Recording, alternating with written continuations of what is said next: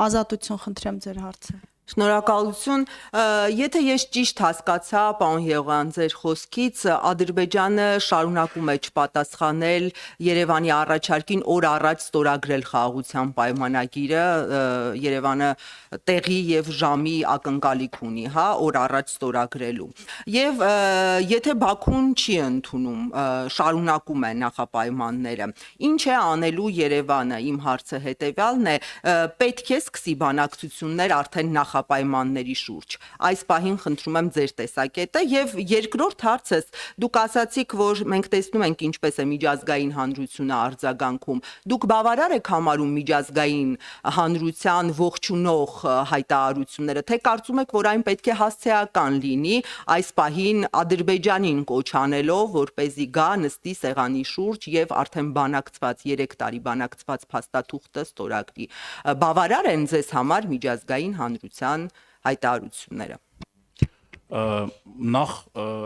նույնիսկ միայն ողջունող հայտարարությունները շատ կարևոր են, բայց այնտեղ ոչ միայն ուղղակիորեն ողջունող հայտարարություններ էին, բազմաթիվ պետություններ նաև հասցեական նշել են, դուք օրինակ հիշում եք ԱՄՆ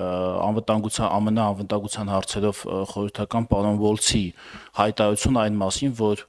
ռազմագերիների հարցն էլ պետք է հասցեագրվի, սա էլ շատ կարևոր էր եւ ըստ էության հասկանալի է, որ սա ուղղված էր Ադրբեջանին, Եվրոպական միության մի շարք երկրներ էլի հասցեական հայտարարություններ, մեկը շատ ուղղակի տեքստով, մեկը որոշակիորեն անուղղակի ձևակերպմամբ հասկացնել կամ ասել էին, որ գնդակը Ադրբեջանի դաշտում է, բայց ես նաեւ կառաջարկեի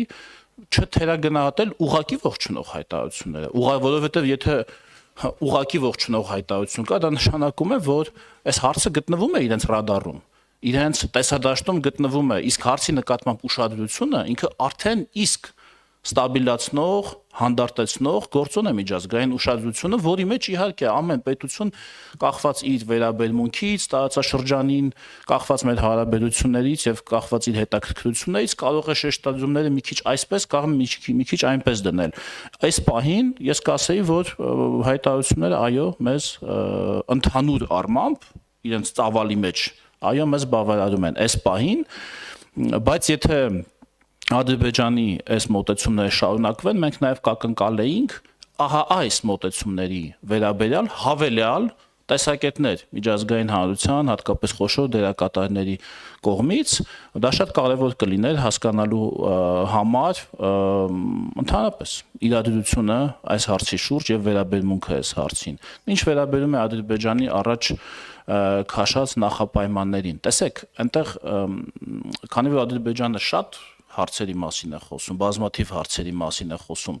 այնտեղ կան հարցեր, որոնք բազմիցս քննարկվել են։ Օրինակ տարածաշրջանային կոմունիկացիաների ապաշրջապակման հարցը, վարչապետը մի ամբողջ հոդված է գրել դրա մասին։ Մենք դրա վերաբերյալ առանձին մի առաջարկ ենք ուղարկել Ադրբեջանին, որի վերաբերյալ պատասխանը դեռ չենք ստացել։ Այսինքն այդպես ընդհանուր, երբ որ դուք ընդհանուր եք ասում առանձին քննարկվելու է թե չէ, կան հարցեր, որոնց հիմա էլ քննարկվում են։ Բայց ոչ թե որպես նախապայման իրենց կողմից պայմանագրի ստորագրման, այլ հարց, որը մեր երկկողմ քննարկումների դաշտում գտնվում է։